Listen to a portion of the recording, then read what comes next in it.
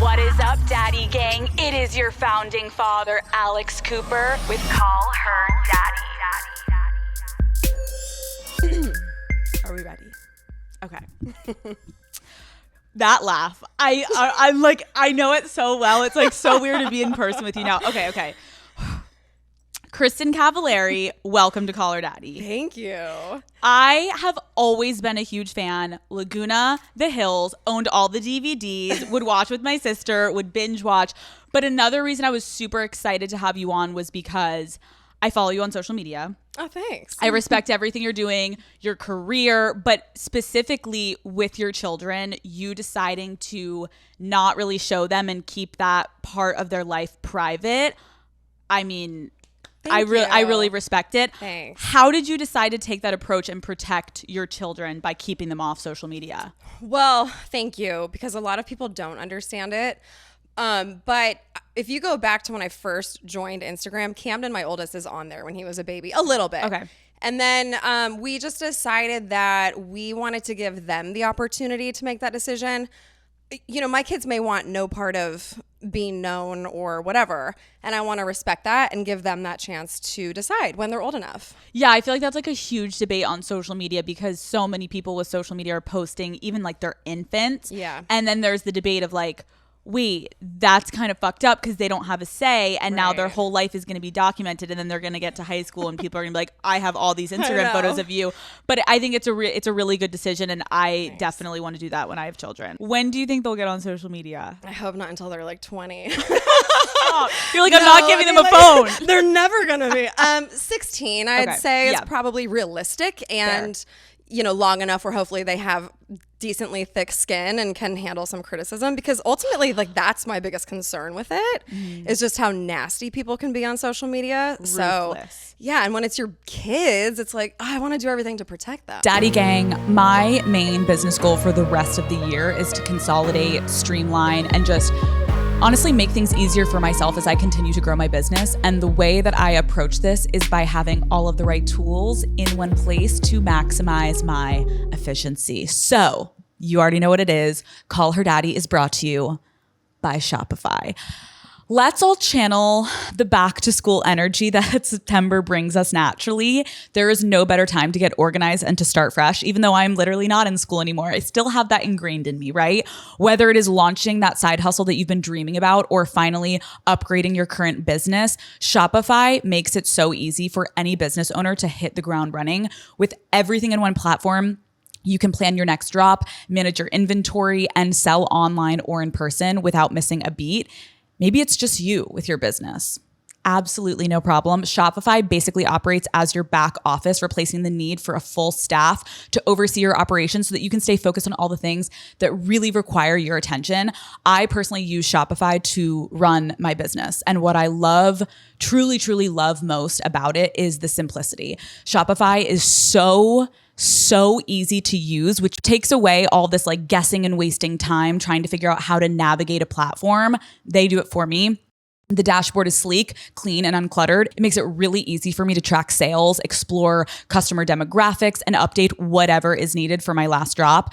Shopify keeps the business side tight so I can stay focused on the stuff that I really care about, which is making these gorgeous episodes for you guys. Whether you're wanting to test out an idea or you're getting serious about launching your own brand, it has never been easier to get started. Shopify.com/daddy. Daddy Gang, this is your sign. Start the business today. There was no social media when you were growing up, but I'm curious, did you have aspirations at all to be on television? I did, and it wasn't really until high school, but before MTV came, I wanted to study broadcast journalism and kind of work my way in the entertainment world through hosting. But then MTV came and everything just kind of fell in my lap, and I thought, well, you know, when I graduated high school, I moved up to LA. I started at Loyola Marymount. I literally went to one class. And then I booked a job on UPN, which you guys probably don't even remember that network, but it was a network back in the day. I was hosting a show. Oh, wow. And so my excuse was, well, I'm traveling around the country. I obviously can't go to college. And not that I want to like promote not going to college, but it's the best thing I ever could have done. College would have done nothing for me. Right, because you already kind of had a career set in stone because you started in high school, which is like not normal, especially for like television. Yeah. You're in high school. Now we got to go through it. Okay. And MTV picks you to be on their new show. Yeah. What did your parents say when you asked them if you could be on this show?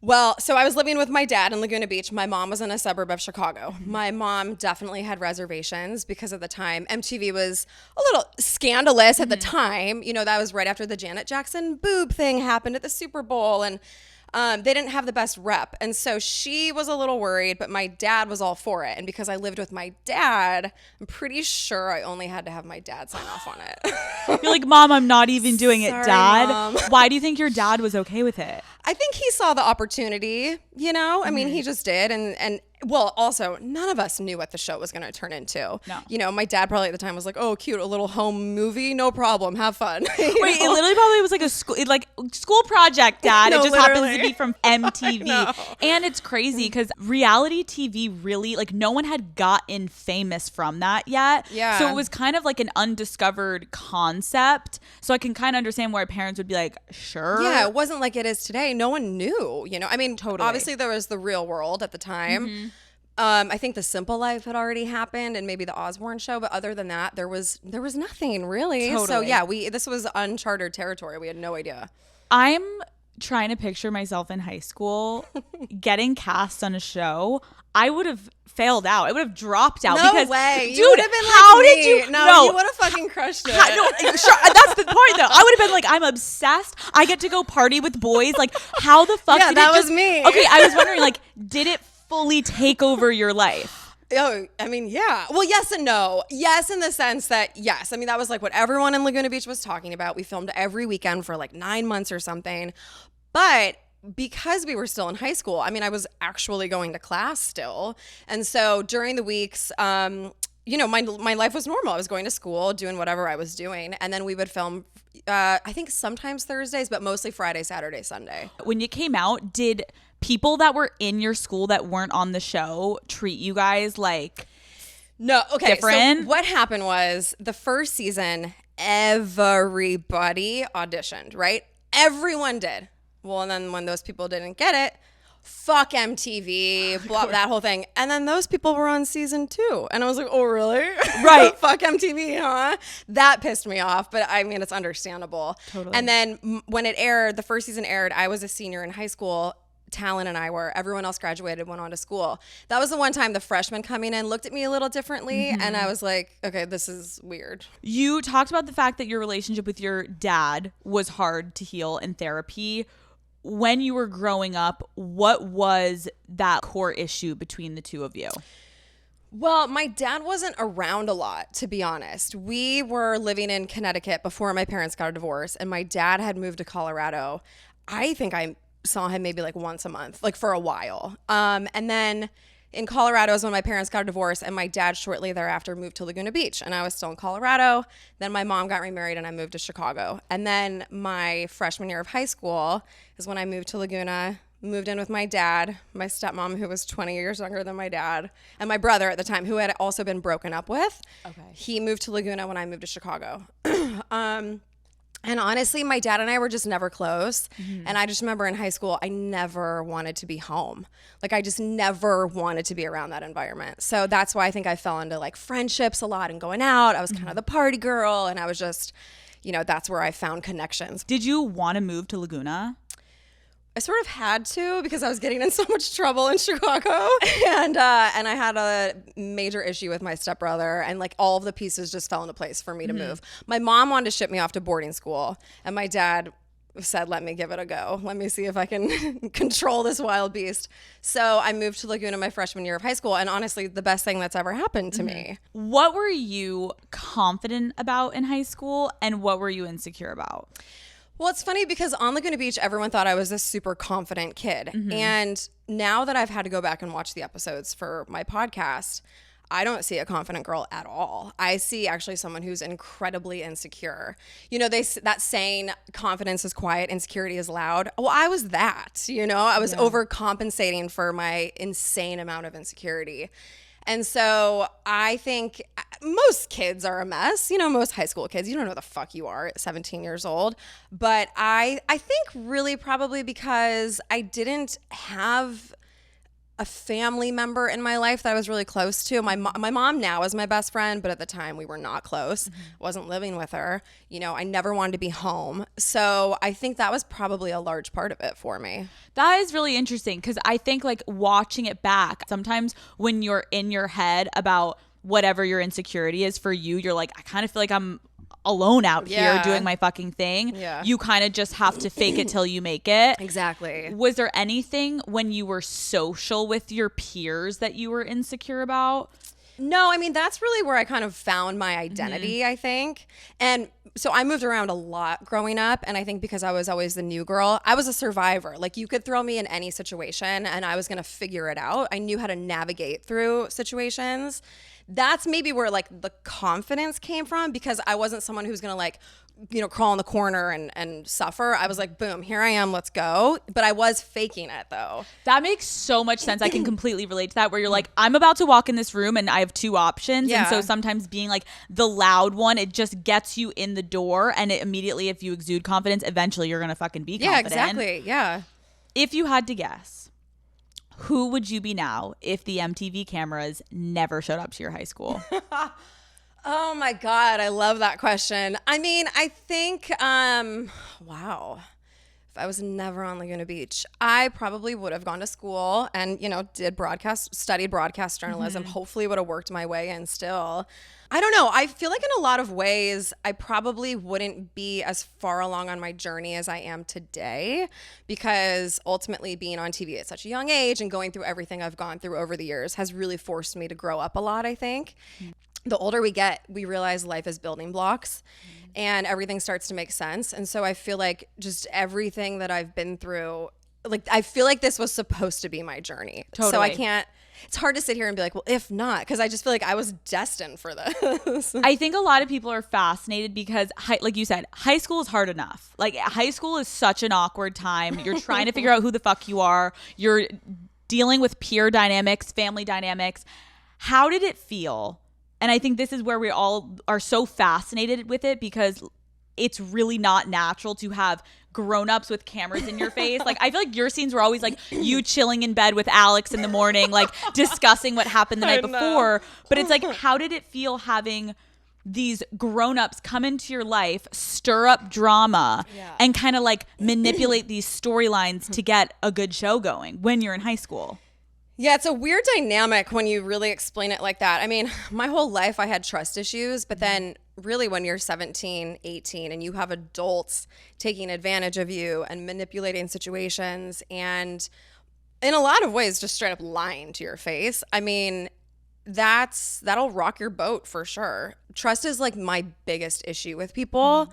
And so that obviously didn't help that situation. And now that I'm older and I've been on the other side of reality shows, like Cavallari, I was an executive producer, which was the best thing for me to end my reality TV career with that experience, because it left a really good taste in my mouth. But it was also really eye-opening to be involved in those conversations of like, oh, these are the storylines we're getting. And no matter what you do, they're going to get the storyline they want. So I understand from a producer's perspective, now that I'm an adult, why they do the things they do. They have a job to do. I get all of that. I just think it's a tricky thing when you're dealing with children. I mean, we were kids, you know, that's where it's like, it's tough. It's really tough because in one part, it became one of the biggest shows. And then on the other end, it's like, yo, you're in high school. That's your life. Yeah. When you say they would lie to your face, can you give us an example of something you remember? Well, so I look at Laguna Beach and the Hills as two very different experiences. Laguna Beach was more just, no one really ever told us what was going on or like what they were trying to do, you know? No one prepared us for what was coming. I just remember one producer in particular before it aired saying, well, you can definitely tell that you're not from Laguna Beach. And I was like, oh, okay. Like, what does that mean? And then it came out and I was like, oh, you mean because everyone's going to fucking hate me? And this is so not who I am. But like, I don't know, a bigger heads up would have been nice. How much you guys fucked with me. That kind of stuff. When you say fucked with you, are you saying like they really leaned in to try to make you that villain role? Oh, yeah. And that's why I've really loved doing the Back to the Beach podcast with Steven, because we literally go through scene by scene and break it down. And it's been therapeutic for me. It's been eye-opening. It's been really fun also just to break it all down because I'm not emotionally invested in it anymore. Where at the time, I remember Steven being like, that's not how it went down. But I couldn't hear him or believe him because I was so upset about it. And so, yeah, being able to go back and watch it and just get to the bottom of it, I've loved every second of it. When you realized, like, wait, I look like the villain in this, what the fuck did that do to you mentally? I was pretty wrecked for a while. I was so upset. I was really upset when I saw the first episode. It was hard. It was you and Lauren Conrad. Mm-hmm. Essentially, the first premise was like you guys fighting over a guy. Yeah. Did you and Lauren... Was it really only over Steven, or were you just two personalities that probably would have always butt heads regardless of if a guy was involved? Well, we were never friends, but we never fought or anything, And right. So MTV coming definitely made it a way bigger thing than it ever was. Yeah. And Lauren and Steven did have something, but it was before MTV came. And then, of course, MTV caught wind of that. That was like the only thing they focused on. And in a lot of ways, tried to keep it alive. And that was where I felt really threatened. And so I put up walls. I was all I knew how to do at age 17. Totally. And so, yeah, it goes back to that thing where I was always a survivor. And so if I felt like, threatened and people were like coming after something that was mine, AKA my boyfriend or whatever it was, I was going to get scrappy. I mean, that's just what I knew how to do. I have had many of your now castmates on. I've heard. And being on Laguna Beach and the Hills and getting to like directly interact with Adam DeVello, what was your experience with him?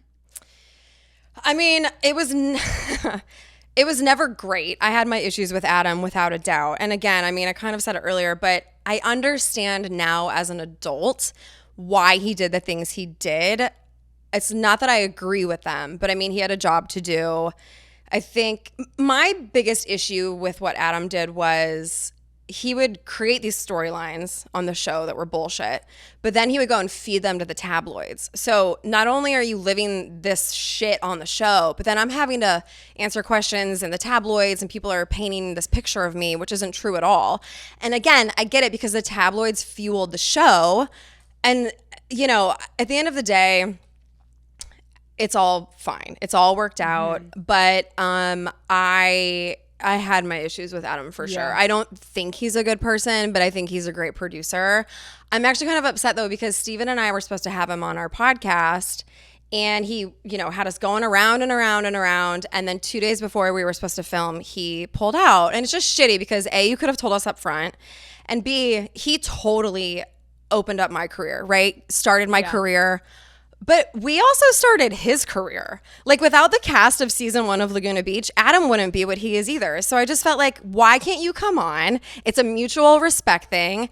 Answer some questions about how the show was created and we'll call it a day. You kind of made him because he had like the format, but if you guys didn't show the fuck up and do your iconic scenes, like there was not going to be a huge media mogul moment for MTV in that category. So it's like, Spencer did talk about what happened with Heidi. Mm-hmm. Did you know about that? And do you know? No, because that was before I had come on the show. Mm-hmm. My issue with him was a bribing situation and him creating this storyline that I was doing drugs and was out of control. I partied my ass off in my early 20s. I had a really good time. I don't regret anything. I was never out of control. It was never cause for concern. I was never not showering, which is like what Us Weekly had said, that I needed to go to rehab and all this shit. And so that wasn't cool. I remember that. Yeah, he bribed the girls to call me out on camera for doing drugs with a purse. So, but, and that was difficult. And Adam and I got in a huge fight about it. And because what I was doing then because then he fueled it to Us Weekly. I would be on camera filming and I'd be like, I know it was Adam, like going around just running my mouth. Right. And Adam called me and he was like, you have to stop saying that. I was like, but you did. Well, that's also fucked. And I think that's where I think it's fair for you guys. You're not discrediting the show. Even you sit here and you're saying, great producer. He knows what the fuck he's doing. Yeah. But I do think it's fair to clear your name, because I was going to ask you that about, like, there was that huge stint I remember with The Hills where it was like, she's on drugs, she's spun out, and they like got you when you like just woke up, and they were, the girls were like trying to have an intervention. And I was like, is Kristin really on drugs? Intervention. And that fucks with you, because your kids are going to watch that one day. Yeah. Like, and so I think it's fair for you to be able to at least clear your fucking name with the drugs. I partied. Like, I'm not going to sit here and say I never did. I had a lot of fun. And I'm glad that I did. I got everything out of my system. But it was never, I never needed rehab. No one in my life was concerned about me. Like, it was totally under control. I love that. If you can be a partier that's under control. But and I just hope that Lo learned you always have to get that shit in writing, you know? Because she never got her purse. She didn't? No. Stop. What kind of purse was it? I don't even remember. I want to say it was a Birkin. It was Shut a the Birkin. fuck it was a up. Birkin. Yeah, but you got to get that shit in writing. Absolutely. I would have been like, give it to me first and then I'll show up. Exactly. Damn, no Birkin for Lo. Sorry, girl. And no rehab for Kristin. Hope it was worth it. When you look back, young Kristin is like in that moment, cameras around. What were the perks of having this show in your life? And then what was like the most negative part that you look back on now with perspective? I mean, the perks were, it was fun. I would get phone calls being in, you know, whatever class during senior year, and MTV would be like, hey, can you fly to New York tonight to be on TRL tomorrow? I'm like, yes, absolutely. Like, that stuff is fun, you know? I mean, so there was a lot of cool things going to the MTV VMAs, and all of that stuff was really fun. I mean, I was still in high school, so it's not like I was getting great dinner reservations and stuff, you know? But when I graduated high school and we moved up to LA, like, I never waited in a line at a club or a restaurant. Like, it was fun. It was very, very fun. And then the biggest downfall, I'd say, and well, I guess, okay, more so back in the day, was the tabloid world, that aspect of it. Now, I'm not so much in the tabloids like I was back in the day, but what I don't like now is every time I feel like I do an interview, like what they'll take nothing and turn it into headlines for clickbait. And that shit really pisses me off still. Like, I just did another podcast and we were talking about dating, and I guess we were talking about Instagram, and I said that I only noticed the verified ones because they go to the top. Of course. Not like, and we were like joking around. So now all these fucking articles are like, Kristin's using Instagram as a dating app, and it's like, no, I'm not. That's not what I was saying. Yeah. Right. No, I totally get that, like the spinning of the words, and it almost makes you like not want to do shit. It makes me not want to talk. Which I think you do love to talk, though. I know, but I feel like in the last few years, I don't talk as much because I'm not, people probably don't know this about me. They probably think I love all the attention. I actually don't, unless it's for something positive like my company, like Uncommon James or something. Then I'm like, all right, that's great. But I don't care about being in the press or the tabloids. I really don't. I can't believe I finally get to say this. Call Her Daddy is brought to you by Stouffer's. You don't even understand. Daddy gang, let me set the scene for you, okay? It is 6 o'clock. You get home after a long, stressful day of work, and you feel like you can't make one more decision, right? You're burnt out, you're tired, but you realize you're starving. It is dinner time, but even just thinking about what to make feels so overwhelming, okay? The fridge is empty, obviously. The idea of cooking sounds miserable, and all you want is something easy, delicious, and satisfying. That is where Stouffer's comes in hot, literally. When the clock strikes dinner, think Stouffer's, because that is literally what I did my entire childhood, okay? Dinner dread is real, and as someone who hates to cook, figuring out what to make or even just to like order, I don't need that stress in my life. I really don't. I cannot tell you how many times I've been so grateful to come home. I open the freezer, boom, Stouffer's, boom, which one do I want, okay? Whether it's a slow night or a night in with Matt, Stouffer's has been my favorite tasty meal since day one. Shout out to my mother. She and I would eat the mac and cheese. That was like a weekly staple. Their lasagna is actually incredible. Oh my God, the Swedish meatballs, my favorite. Oh my God, the turkey and mashed potatoes with gravy. Oh my God, the turkey tetrazzini, you guys. Stouffer's delivers big on flavor with great ingredients in every single frozen meal. For nearly 100 years, it has been the dependable choice for bringing friends and family together so we all can spend less time cooking and more time enjoying the moment. So skip the chaos, cancel the internal dinner debate, and solve dinner dread with Stouffer's. Shop now at your nearest retailer today. Stouffer's, I love you. Is MTV paying for everyone's therapy? They should be. But no. They didn't offer. No. And actually, Steven told me on our podcast that they gave him a speech coach. And I'm like, really? Because I probably needed one out of everybody. And they didn't offer me that. They offered him. Wait, back when he was in Laguna? Yes. Yeah. Did he need a speech coach? I didn't think so. I did. I'm like, that would have gone against the character they wanted me to be. Right. Like rough around the edges, Yeah. like wild Kristin. Yeah. How do you think having your first relationship, like serious first love and relationship, air on TV impacted your future relationships? Oh, I don't think my relationship being on camera affected my future relationships. I think just being in the press then affected my future relationships. And again, it goes back to that whole trust thing. Unfortunately, I've had to be careful with guys that I date because a lot of guys, or what I have found is a few different things. They get a little taste of fame and they lose their mind. They become addicted to it almost. Or it's really threatening for a lot of guys. So then they get really jealous and insecure about it. So that's been really tricky for me. Wait, when you say they get addicted, like how can you immediately tell like, oh fuck, he's turned? It takes me a second. Right. You can just tell, like, or what I can't fucking stand is when a guy will plant breadcrumbs. You know that saying? Yeah. On Instagram. Like I dated a guy, I dated a guy who would come to Nashville and he would like tag the location. And I'm like, why? You've never tagged a location in your life. Why are you now? That shit I can't stand. Because it's so purposeful. Like he's looking to kind of be like, I hope this gets picked up by someone and I hope there's an article. Like, are they seeing each other? Like you're disgusting to me. You're like, I don't even know you that well. We're trying to get to know each other. Like before we actually start dating, like chill the fuck out. Or what I've noticed, if it's not about the guy, the attention, they do not like that. So then they're like, oh, you know, like, Right, their totally ego I'm like, is it's because it's not about you. So you married someone that was famous and was in the public eye. How did you meet Jay Cutler? So I got a call from my publicist in 2009 when I was still filming The Hills. And he said, Jay Cutler wants to fly you to Chicago and take you on a date. And I had no idea who he was. And I just wasn't interested, quite honestly. So I said no. I obviously told my mom about it, though, because a year later I was visiting my mom, who lives in a suburb of Chicago. And we were going to a Bears preseason game with my cousin for actually my friend Matt Leinart, who was playing on the opposing team. And my mom said, you know, didn't Jay Cutler ask you out? And I was like, oh, yeah, I totally forgot about that. My cousin, who is like the biggest Bears fan, told me what an idiot I am. So long story short, I got his family passes to meet him after the game, thinking I would never talk to Jay ever again. And, you know, but my cousin would be like over the moon about it. And he walked in and he was a lot cuter in person. And we hung out 2 nights later. And then honestly, we just moved so fast. I mean, we got engaged after 8 months and it just moved.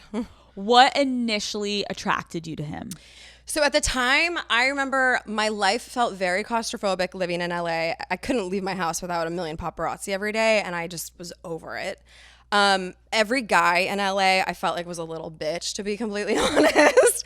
And I wanted someone who could like be the alpha, because I felt like everything in my life, I was always the alpha. So I wanted to be in the passenger seat for once. Jay checked all of those boxes. And honestly, we just had chemistry. Like you can't pick and choose who you like, you know what I'm saying? Totally. And so we just had that spark. Totally. And yeah, so with where I was at the time in my life, he was perfect for me. I wanted to discuss dating an athlete and marrying an athlete because I've dated a few. I've dated a lot of athletes, okay? Everyone knows I've dated a lot of athletes, had serious relationships, flings, whatever, and they're an interesting breed. Yeah. Was Jay your first professional athlete that you dated? No. I have a few under my belt as So well. you kind of honey. already knew kind of the game. Yeah. You know, it helps when you have them under your belt because you kind of know. I get that world. So well. You have like the whole playbook ready to go. Like musicians, fucking insane. I won't go near another one. But athletes, I could do that world. Oh, Yeah. they're all the I fucking can do that same. shit in my sleep. Absolutely. What were some of the perks of dating a pro athlete in your mind? Well, in Chicago, I mean, he was a huge deal, you know? And so it was like, instead of me always having to get a dinner reservation, like Jay could fucking do it. Like dumb shit like that, though. But it mattered at the time. Life was just, it was easy and fun with him. Totally. You know? Did you fit in with the other players' wives? Yeah, I did. You did? I did. See, I didn't as well because they would want me to go to a luncheon or like do... There's a lot of that shit, which I wasn't a fan I couldn't of. do. No, but like, yeah, we all got along. You got along. Yeah, yeah. But maybe you weren't like at all the luncheons with like the big Oh, hat. God. No, I don't think I went to a Bears luncheon until like my last season there with them. I was like, Dude, all right, they I'll would go. always ask me and I'd be like, ladies, I got to go to work. Yeah, and they'd well- be like, but we have a luncheon at noon on Wednesday. Yeah, you're I'm like, sorry. sorry. No, but they are sweet. They are They sweet. are. So you got What I along. found was most of them had been together since they were like 18. So many of Yeah, them. yeah. And I guess I get it. And I think that's where maybe it was cool because you had a different dynamic where like a lot of them try to stay with the people that knew them before they got big. Right. And you and Jay had a different dynamic because you both were big in your own right. So there could kind of be this just mutual, like we both have our own things going Yeah, on. That makes yeah. sense. What were some of the hardest aspects of being married to someone whose job is to play football? Well, I mean, I love someone who has their own shit going on. So that was great. But I think the hardest part was watching him get the shit beat out of him week after week. You know, football's a really tough sport. And so that was difficult, especially after we had kids too. You know, then things just become even more serious. But other than that, loved the schedule, loved him traveling, loved him go. Like, please go do you know? Yeah, I also feel like football is like one of the better schedules. 'Cause, It's like, not bad at all. baseball, it's like I'll see you never. Bye. Also, Bye. that's why they have girlfriends in every city. Every Yeah. single city. They would always call it like road beef. And I was like, excuse me, why are you saying this in front of me? And my boyfriend's friends would always be like, our road beef in like Minnesota. I dated a baseball player who actually sent flowers to me and one of my friends on Valentine's Day. I mean, this is so long ago, but yeah, I was like, oh, you Like got they have flowers no too? shame. Cool. No shame. No shame. They're like, what? No, literally, and totally told me he had a girlfriend up in San Francisco. Like, I mean, oh yeah, I was like, oh, okay, well, They have hey, no there's shame. something about the honesty. Like, well, at least Wait, they're like, but like, she's my girlfriend in that city. yeah, You're like, you're here. what? Yeah. Why no? Did you ever worry about Jay's behavior on the road when he was gone? I didn't. And that's why football is actually a good sport because they're gone for one night. They have curfew the night before. It's the night before a game. As soon as the game's over, they get right on a plane and come home. There's no room. There's no, I room mean, for that listen, behavior. they do Yeah. and they have and they will continue to. But at the time, I didn't have any reason to suspect. How did the dynamic of your marriage change once Jay retired? I mean, it actually kind of didn't. And we started very Cavallari right away. And so it didn't. He was just around a lot more. Okay, so you guys were getting to spend more time. A lot more time, yeah. Initially, when you got engaged, you postponed the wedding. You said one of the reasons was you didn't want to be a stay-at-home wife. What made you think that you would have to be staying at home if you got married? I mean, it was so much bigger than that, though. I think I probably said that at the time to like say something and move on. But basically, I called off the engagement the same reason I got a divorce. Same reasons, I should say. And so I guess if there's any takeaway from that is you can't ignore red flags. People don't change.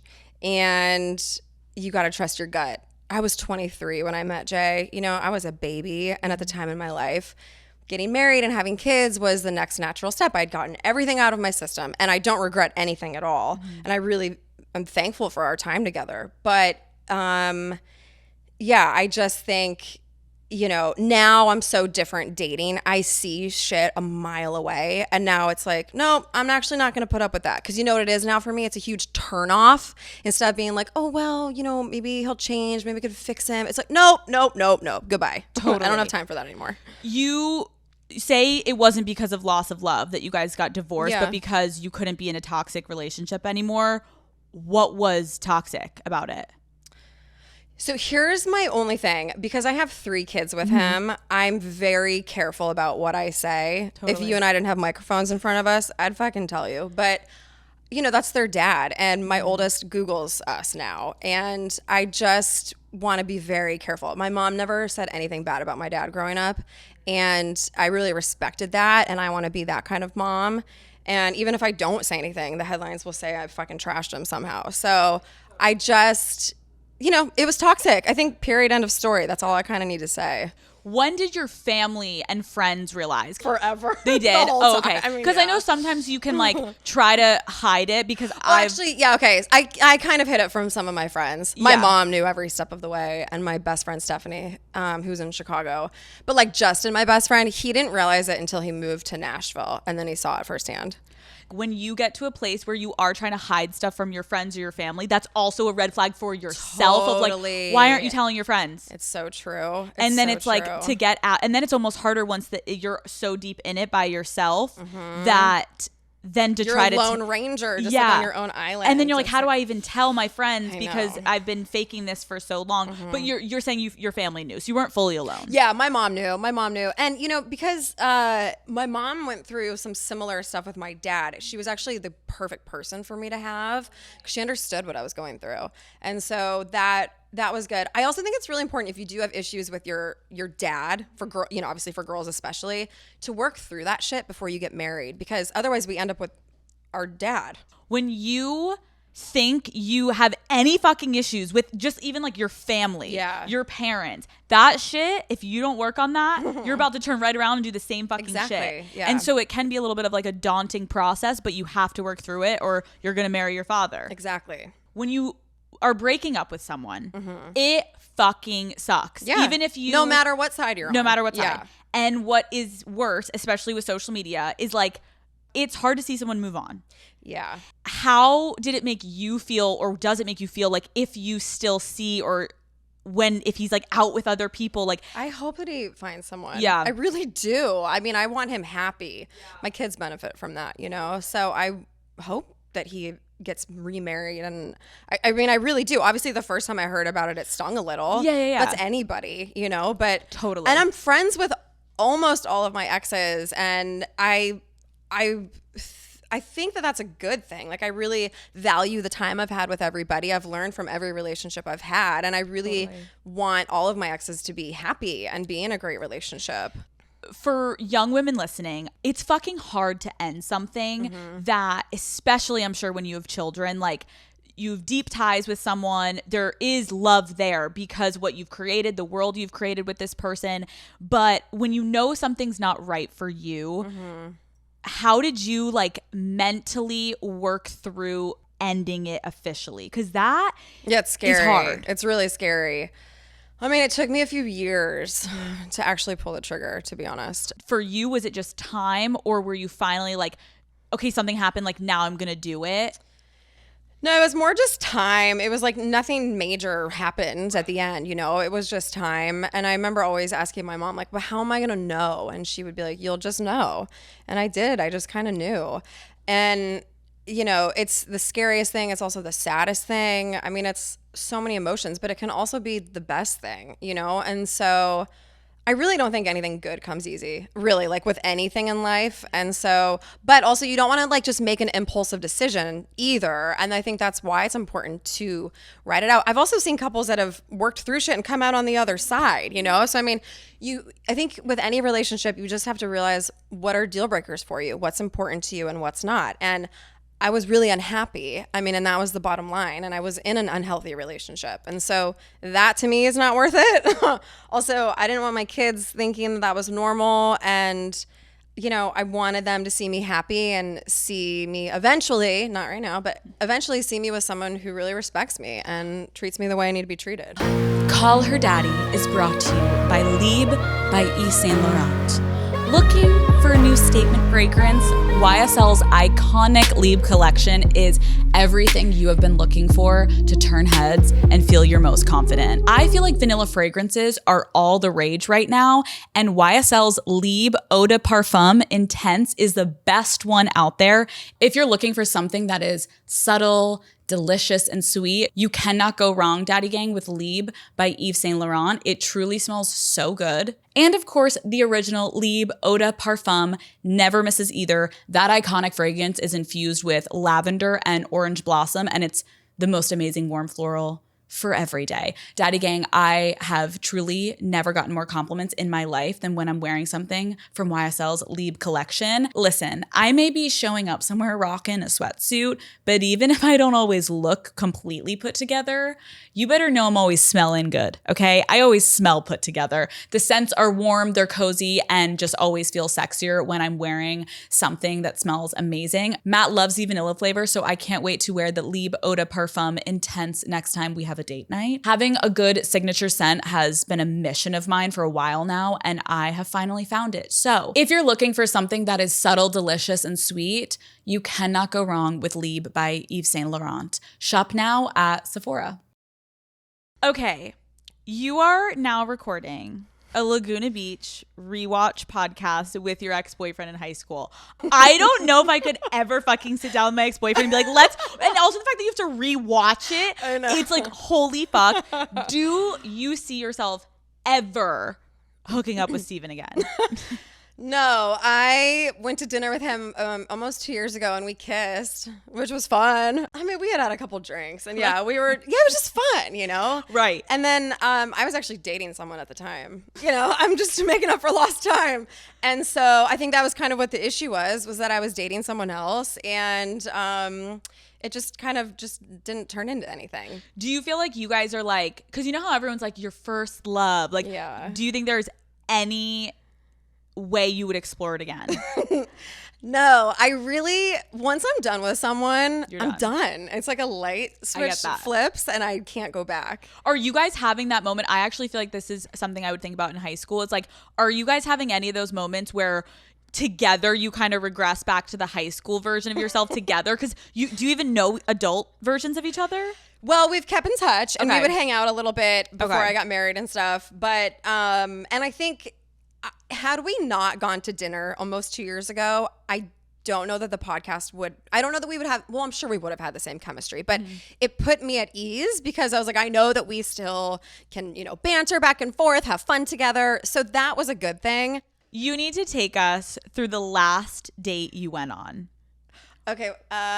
Where did you go? Did you like the person? Kristin, give us the tea. This is a good story, actually. Okay. Tell us. Okay. Here we go. So I hate actors, you know, No. like I've always known that. Like in my early 20s, I went out with a few and I was like, they're the worst. But an actor asked me out. I was like, all right. So this was in LA. This was probably like 2 months ago. And went to Laurel Hardware. God, I hope he doesn't hear this. It's okay. It's fine. I've gone on dates there too. Let's just pretend it was me there, but you there. Who was it? We don't know. Keep going. Laurel Hardware. That's a good place for drinks. So he was slamming drinks, like slamming drinks. And then at one point he was telling me he does his own stunts. We were sitting at the bar, okay? It's fucking packed. He gets up to reenact a stunt that he had done, accidentally runs into the waiter and is like, oh, I'm so sorry. I was like, please sit the fuck down. I can't. Just creating all this commotion in the middle of Laurel Hardware. I am so turned off. He tried to do a stunt. Reenacting a stunt in the middle of a packed restaurant. I was like, please sit down. Also, Please like, sit just down. drawing so much attention. That's what I'm like, oh my God. Also, why are you doing a stunt in Laurel Hardware? Sit the fuck down. And to confirm, anyone that's not from LA, that is a packed bar. It is not a hardware store. Thank you very much. It was awful. So then did you talk to him afterwards? He's texted me a couple times. And I can't just like ghost someone. Right. But I give him like a one-word response. I don't even know him. Also, we're in a serious relationship. Dude, literally. No. Okay, so you're just kind of like, I get that. Wait, why do you think you can't ghost someone? I'm too fucking nice, which people would not know about me. I'm too nice. Really? Yeah. I wouldn't want to be ghosted either. I would actually appreciate someone just being like, hey, you know what? You're great, but like didn't feel any chemistry. Totally. Which I said that to another guy. I was like, hey, I didn't feel any chemistry. And his friends were making fun of me for weeks about it. I'm like, I actually thought I was being like mature, not wasting anyone's time. Wait, I love that. What can they say to that? Exactly. You can't he say deleted anything. my number and told all of his friends and everyone was making fun of me. I'm like, okay, well, thank you for validating why the fuck I don't like you. Right. And like, I'm an adult and like, sorry, you couldn't take the fucking truth. I'm trying not to waste anyone's time. Like, Totally. let's move on. If you are not having a good time on a date, because I feel like this is me and I'm wondering if it would be you, they won't know that I'm not having a good time. I'm going to like people please it up and be like laughing. And then he's going to think we're leaving and I'm having the best time. And I'm not going to want to talk to him. Do you give signs on a date if you're not into it? I know, because it's the same thing. Like, I'll fucking show up to the party, you know? Right. But what I've been doing is I won't go on dinner dates. I will get a drink. Smart. They usually turn into dinner because, again, I'm too fucking nice. But like I came this guy who was acting out stunts got dinner with them. I'm like, what am I doing? You're like, let's get the ravioli. Dude. Like, I gotta go home. Fuck. Kristin. Yeah. So, because I need to come up with a better game plan oh, well, I have an early morning, you know. Right. Actually, this is another funny story. I almost want to say who it was with. Please. In my early 20s. Okay. You have to on Call Her Daddy. Come on. All right, I'll say it. Don't say it. It's in your early 20s. They're like, Mama, this is going, don't say it. All right, I'll tell you the story. So I went on a date with a guy. This is my early 20s, height of my partying career, right? Okay. He was vegan and he was sober. And I was like, one or the other, right? Pick one. Preferably both, or like be both. So I was like, I have an early morning. Well, sorry. Went back to his house, made out with him on his bed. I was like, I have a really early morning tomorrow. Got to, changed in my car, went to Hyde. I'm such a dumbass. Of course, there's paparazzi. The next day he was like, my friend saw you at Hyde. I was like, oh, really? Oh. You're like, it's so crazy. I was on my way home and I got an email that the event in the morning was canceled. So I thought you were asleep.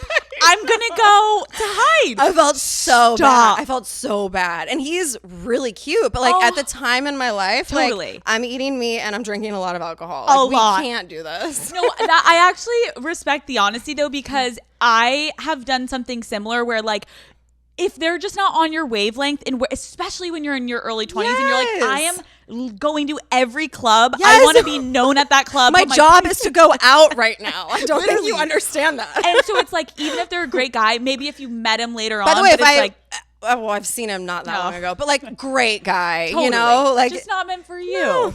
You were more interested in getting fucked up at Hyde. And I wanted to go to Hyde, man. Okay. Sloshed. Can you tell us who is the most famous person you've denied? Denied? Oh God.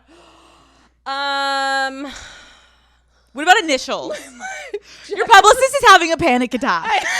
What about tell us the profession? I didn't deny a lot of people back in the day, to be honest. You're like, did you just hear I'm a people pleaser? You're famous? I'm staying on the date with the guy doing the stunt. Alex, everyone's getting dinner with him, all right? Fine. No one's getting denied. Okay, how about this? You see someone on Instagram you find attractive. Okay. How do you vet these people to see if they're worthy of you DMing them and pursuing them? I won't DM. You don't? Nope, I won't make the first move on Instagram. Why? Okay, so where I'm at currently in my life, I want to be pursued. I want to be fucking courted. I want the man to put in some fucking effort. Wow. And I think because guys now, so again, I was with Jay for 10 years. This is my first time dating in the social media world. Like, it's a fucking shit show out there. I hate every second of it. It's awful. But guys are lazy as fuck now, and they're always looking for the next best thing. So it's like, no, I'm sorry. I don't have time for your little bullshit anymore. Like, let me see how serious you are and put in the effort. So no, I'm not making the first move. I've said, ladies, if you want something, slide the fuck in. But where you're at in your life also kind of dictates what you're going to do. So for you, I totally hear you. We're like, I'm going to sit on my couch, drink my tea, and wait for the men to come in. And if they're not, fucking sayonara, bitch. Yeah. Like, I don't give a fuck. Yeah. Okay, I think that's a good energy. One thing I did do was I went to a show and I posted a story of this musician who I did end up dating. So he saw it, DM'd me. So like that in a roundabout way is kind of like making a pretty casual. I like that. Yeah. That's a good way to do it. Yeah. If you were going, though, to slide into someone's DMs, let's pretend like something hits you on a Sunday night. The kids are gone. You're bored. You're like, maybe I'll give it a try. What is? Well, he's got to be fucking hot. Okay, right? true. I mean, wait, what are you going to slide in with if you had to? Okay. If you like, had what's to. my pickup line? What would you say? Hey. Hi. Kristin's like, I'm so lazy with it. Hi. Period. Oh, okay, this is a fun game. Like, what would I say?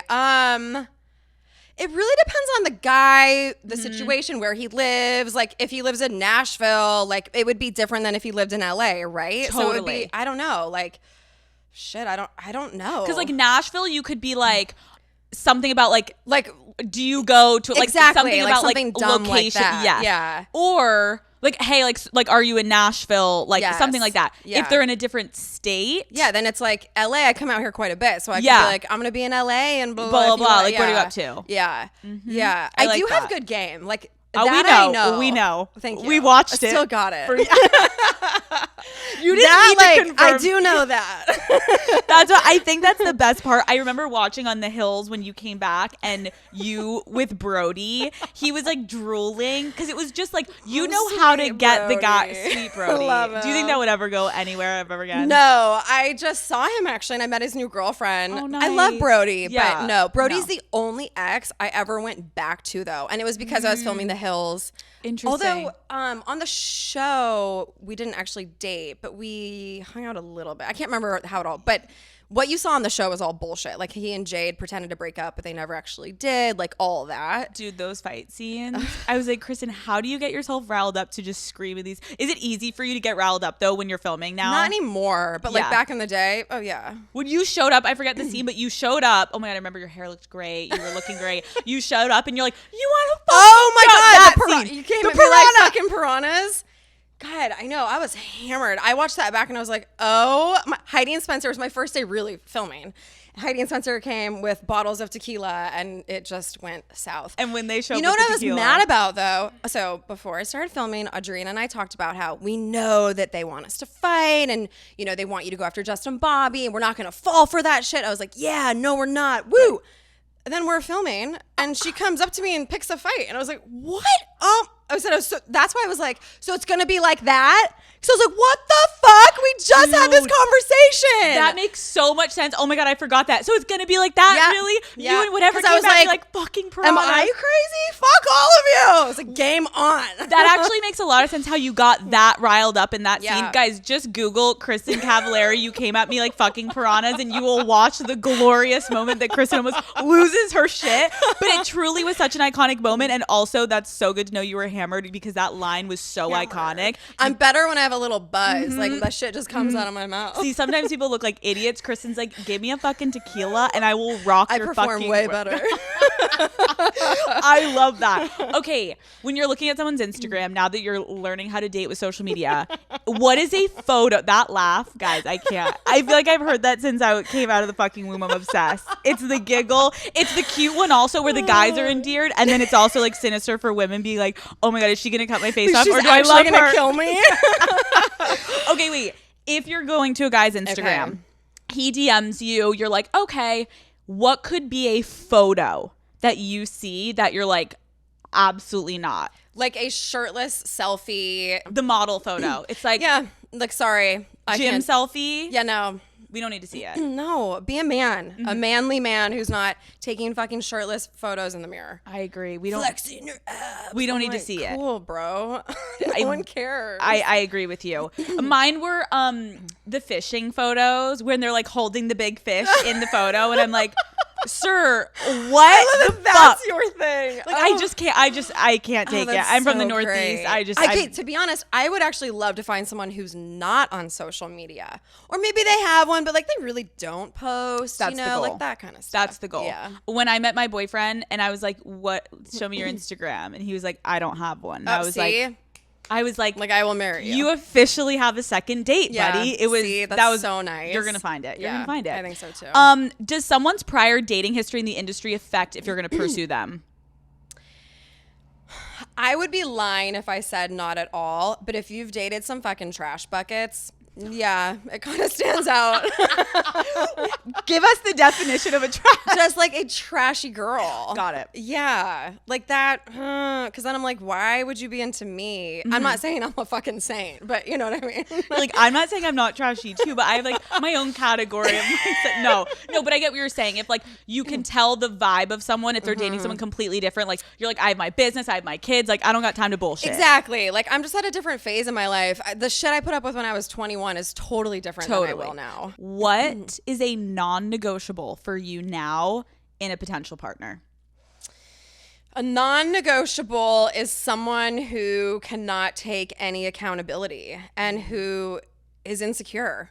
I mean, honestly, I need someone who is so comfortable in their own skin because that's been the crux of most of my relationships. That makes sense. Yeah. Like you can't, I've had that before too, where it's like, because then it comes to you just constantly having to build them up and you're like, And they're threatened by everything in my life. Everything. And it's like, I don't have time for that anymore. I can't babysit you. Yeah. Would you date an athlete again? It's not at the top of my list. I'm not looking for one. They like me for some reason. And so I wouldn't rule it out, but I'm not looking for that. And I would love to get, I'm fucking 35 now. Like, they're all a little young for me now. I've been attracting a lot of guys in their 20s, though. I don't know what that's about. I don't know what's going on. Kristin. I've just decided, though, like 30s at least, okay? Like, in my perfect mind, I'm like 45, a businessman, not on social media, no one knows the fuck they are. But that's just not what I've been attracting, so I don't know. But maybe you're also at a point in your life where, like, since you're newly single and you're getting out there, like, maybe that's also, it's gonna shift, but like you're giving some great energy that like the young bucks are like, Kristin. I know, I'm like, you guys know I have 3 kids, right? Okay, like, cool. I just want to throw that out there. It's like turning them on even more. You're like, it's like a 26-year-old just asked me out. I was like, 20 fucking sound like, God, you're hot, but no, like I can't. You're like, are you going to hide tonight, bitch? Like, I've been there, done that, man. I can't. Okay, if you could go on a date tomorrow with any person of your choice, okay, who would it be?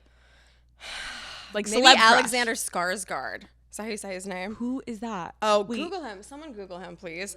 Big Little Lies.